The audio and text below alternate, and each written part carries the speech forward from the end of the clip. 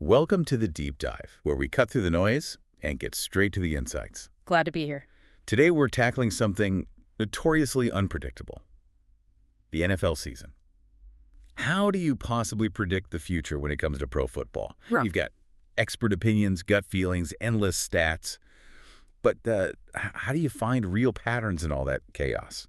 It's the ultimate challenge, isn't it? And that's precisely our mission today. We're embarking on a deep dive into the fascinating world of sabermetrics, but, applied to the gridiron. Huh?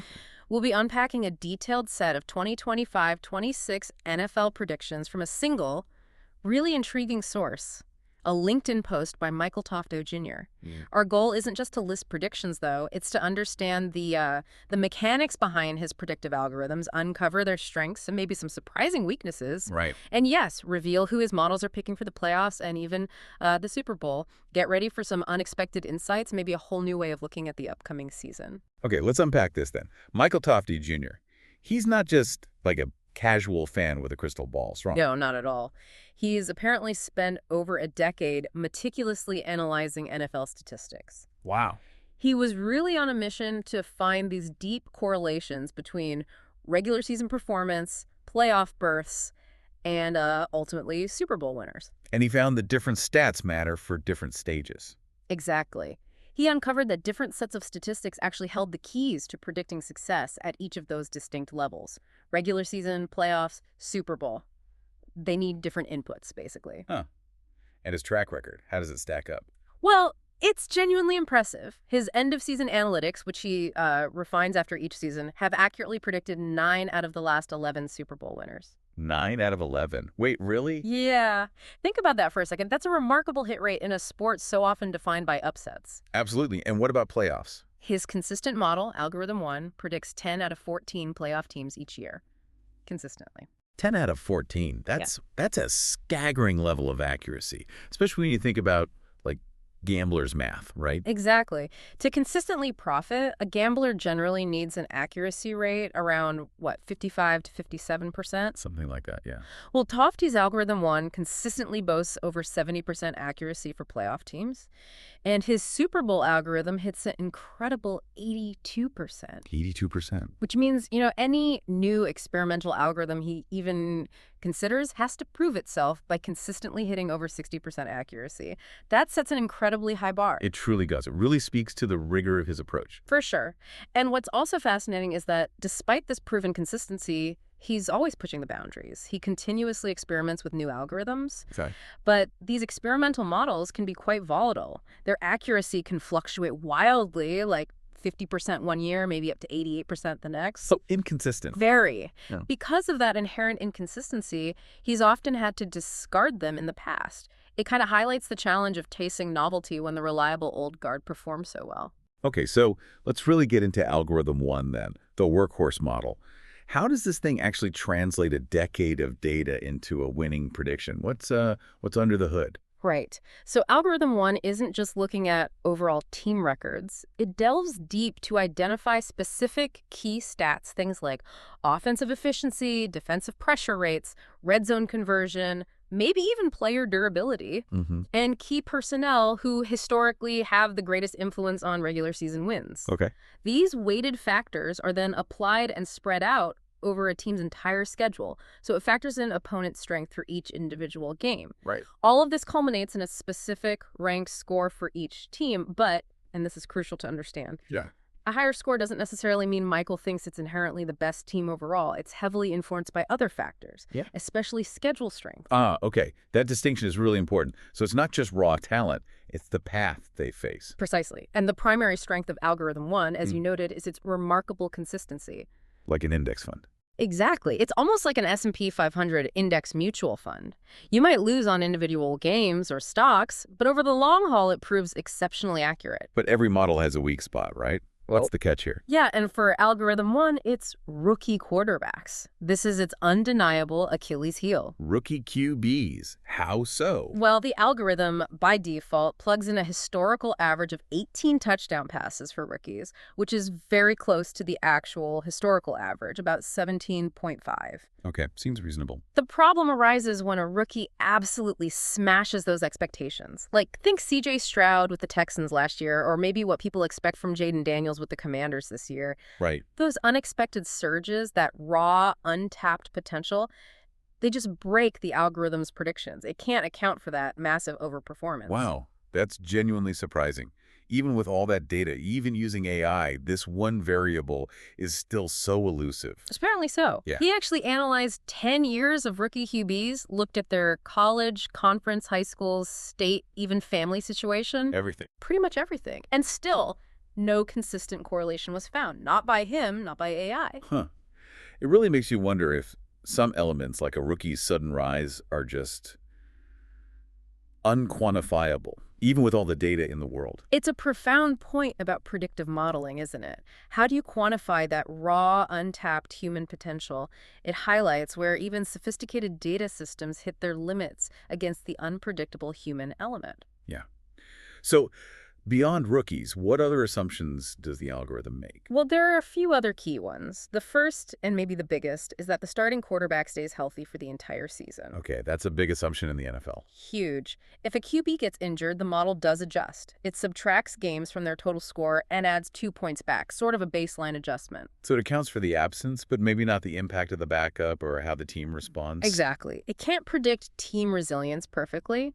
Then there's continuity. Continuity, meaning? It assumes teams generally follow a somewhat predictable trajectory. You know, maybe they improve steadily, 2 wins, then 4, then 6, 8, maybe 10 over several years, like a pattern. Right. But if a team suddenly jumps from, say, 8 to 20 wins, or tanks from 8 to 1, those massive out-of-pattern deviations, they break the algorithm too. It struggles with those huge swings. Got it. And the third assumption, something about player participation, like holdouts. Yeah, exactly. It assumes that all major touchdown producers involved in hold-ins or holdouts, players skipping activities over contracts, will eventually sign and play for the season. Okay. For example, if Terry McLaurin didn't play for the Commanders, it would lower their algorithm score by a point or two because the model expects him to be there and contributing those expected TDs. These are kind of the baseline rules for the model. So scores are based on historical, production, coaching, trends. But it sounds like strength of schedule is a massive factor that can really skew the results. Oh, absolutely massive. It can dramatically skew the raw scores. Give us some examples. How does that play out? Okay, take the Los Angeles Chargers. In this model, they actually have a higher projected score than the Kansas City Chiefs. Higher than the Chiefs. Really? Yep. But Michael is quick to point out this absolutely does not mean he thinks they're a better team. It's almost entirely because the Chargers have a significantly weaker out-of-conference schedule. Ah, okay. So it's schedule inflation, basically. Exactly. And conversely, look at the Kansas City Chiefs. They face a truly brutal schedule. Games against the Eagles, Ravens, Bills, Texans, Lions, and Commanders. Oof. And the Philadelphia Eagles schedule sounds even worse. It is. They play the Chiefs, Rams, Bucks, Broncos, Packers, Lions, Bears, Chargers, and Bills, all outside their division. Wow. Michael notes that these two teams, the Chiefs and Eagles, might very well be the best actual teams in the league on paper, but they simply face the absolute toughest paths to the playoffs based on who they play. That really hammers home how much the path matters. Not just the talent, it's not just how good you are, but who you play. Any other teams where the schedule really moves the needle on their score? And I guess, how does Michael reconcile that? If the scores are so skewed, are they less useful on their own? That's a really sharp point. The Houston Texans, for example, are rated lower, partly because their schedule got tougher. Meanwhile, the Colts and Jaguars get a boost from comparatively weaker schedules. Okay. And how he reconciles it is by emphasizing that the score is just one piece. The context, especially the schedule, is always factored into the final playoff and Super Bowl projections. The score isn't the final word. Gotcha. He also specifically flags the Tennessee Titans and Minnesota Vikings as the most likely AFC teams to break the algorithm this year, usually due to potential unforeseen performance shifts, often tied to new QBs. Okay, makes sense. All right, the moment we've been waiting for. Let's get to the actual predictions from Algorithm 1 for the 2025-26 season. Who's making the AFC playoffs according to the model? Okay, for the AFC, Algorithm 1 predicts the Los Angeles Chargers, Baltimore Ravens, Buffalo Bills, Kansas City Chiefs, Denver Broncos, Pittsburgh Steelers, and the Indianapolis Colts. The Colts? Interesting. But that Colts prediction is conditional on Anthony Richardson staying healthy all season. Ah, the QB health caveat. Right. If Daniel Jones ends up being the starter for the Colts for a significant time, then the model swaps them out and puts the Jacksonville Jaguars in that spot instead. Okay, clear condition there. And for the NFC, who's punching their tickets to the postseason?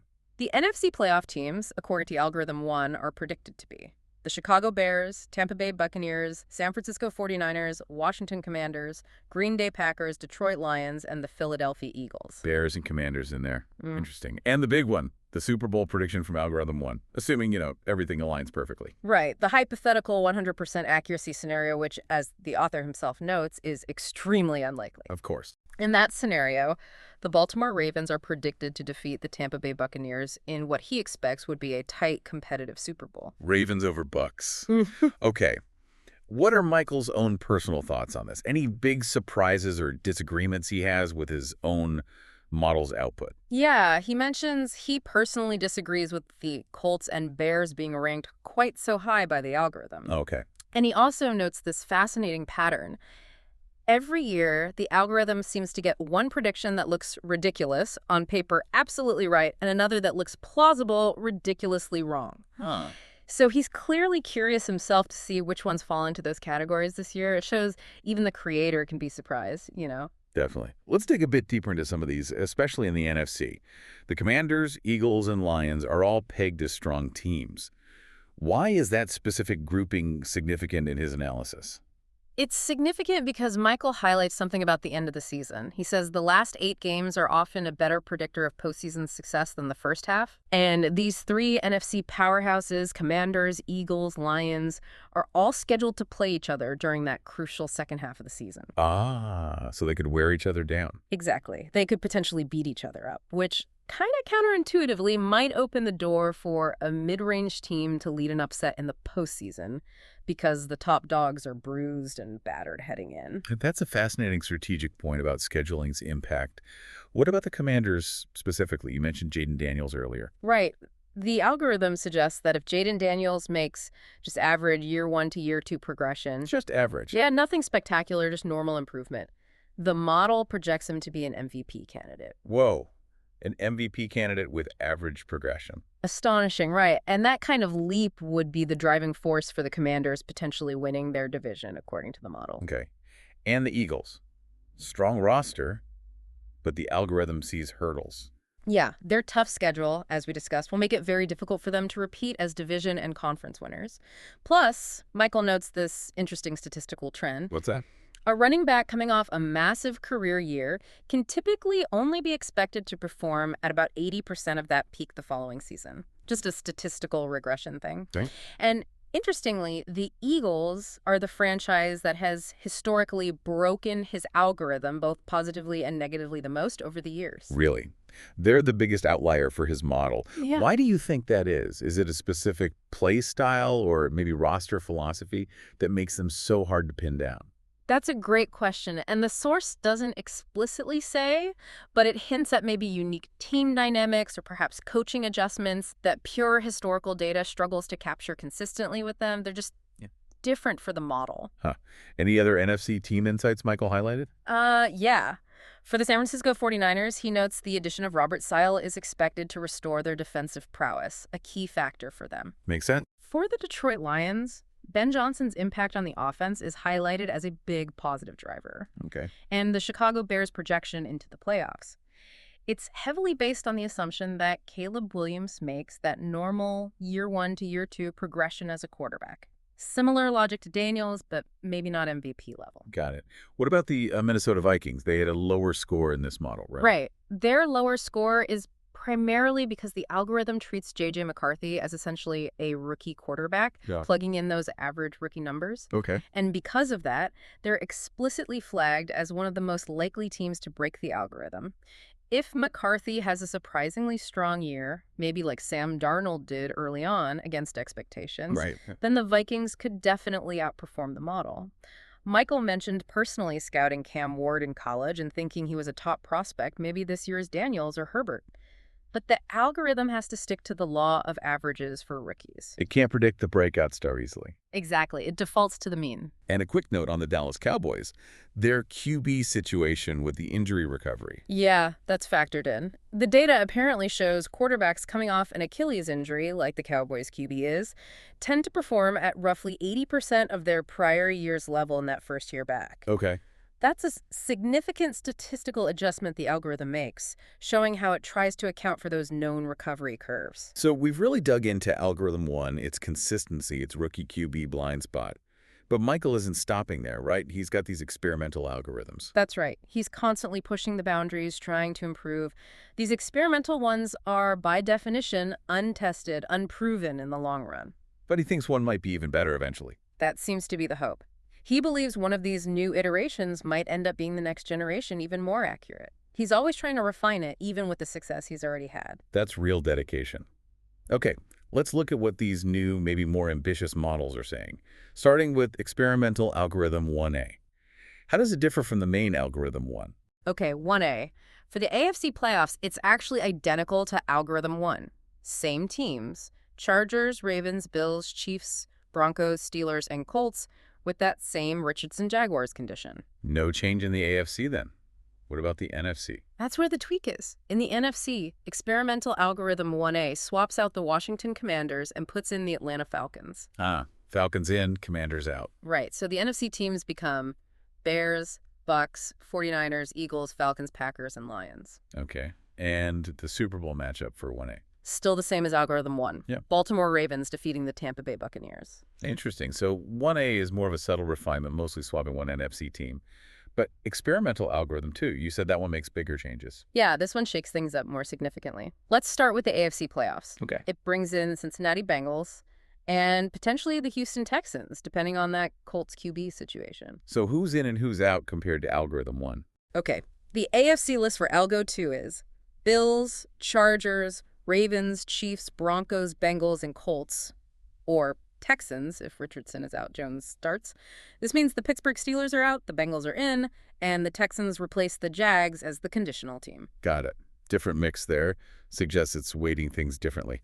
What about the NFC for algorithm 2? For the NFC, Washington Commanders, Green Bay Packers, San Francisco 49ers, Tampa Bay Buccaneers, Detroit Lions, Chicago Bears, and Philadelphia Eagles. How does that compare to algorithm 1's NFC list? The Commanders seem to move up in prominence here, maybe seated higher, and the Bears drop down a bit compared to where Algorithm 1 initially had them ranked. The core teams are the same as Algo 1, just maybe shuffled. And algorithm 2 offers a completely different Super Bowl prediction, right? Totally different. This model predicts the Buffalo Bills will defeat the Washington Commanders in the Super Bowl. Bills over Commanders. That's a bold one, especially with the Commanders' potential rise. Very interesting matchup, yeah. Okay, and finally, there's experimental algorithm 2A. Does that build on Algo 2 or shift again? The AFC playoff teams in 2A are identical to Algorithm 2. So Bills, Chargers, Ravens, Chiefs, Broncos, Bengals, Colts, Texans. Okay, AFC stays the same as Algo 2. NFC changes again. Yep. Another significant shift in the NFC. Algorithm 2A brings the Atlanta Falcons in and takes the Philadelphia Eagles out compared to Algorithm 2. Oh, Eagles out. That's big. It is. So the NFC playoff teams for 2A become Washington Commanders, Atlanta Falcons, Green Bay Packers, San Francisco 49ers, Tampa Bay Buccaneers, Detroit Lions, and Chicago Bears. Okay. And the Super Bowl prediction for 2A. This one's a bit more flexible. It predicts either the Buffalo Bills or the Baltimore Ravens versus the Washington Commanders. So Commanders in the Super Bowl again, facing either the Bills or Ravens. It's fascinating to see the variations. It really shows how much iteration and hypothesis testing goes into developing these things. Tweaking variables can lead to pretty different outcomes. Absolutely. But beyond all the complex math, all these algorithms, Michael also includes something he calls an I guess. What exactly is that? The I guess is, well, exactly what it sounds like. It's simply Michael's personal prediction, made without any math, scheduling analysis, coaching factors, none of that. Just pure gut feeling. Purely his intuition, his instinct for how the season will play out. So after all that data crunching, he just throws it out for a gut call. That's almost refreshingly human, isn't it? It kind of is. What's his track record with this I guess versus his algorithms? Does the gut ever win? He states quite clearly, actually, that his eye guess has never defeated his mathematical models. Not once. Never. Wow. It's a pretty powerful testament, isn't it, to the enduring superiority of data over pure intuition, even from someone who clearly knows football inside and out. Yeah, definitely puts it in perspective. But just for fun, what are his I guess predictions, Yeah. division winners, and wild cards? Okay, his eye guess division winners are Bills, Ravens, Chiefs, Texans, Eagles, Lions, Rams, and Bucks. Okay. And the wild cards? Chargers, Bengals, Broncos, Commanders, Packers, and 49ers. And the ultimate gut prediction? Mm-hmm. His I guess Super Bowl matchup. His pure intuition pick. A classic matchup. Kansas City Chiefs versus the Philadelphia Eagles. Chiefs versus Eagles. Interesting contrast to his models. So as we wrap up this deep dive, man, we've really navigated the intricate world of sabermetric NFL predictions. We really have. We went from understanding the consistent algorithm one, its strengths, its surprising weakness with rookie QBs, to exploring these ambitious new experimental models trying to push things further. Right, the 1A to 2A variation. And even contrasting all that math with a purely intuitive eye guess.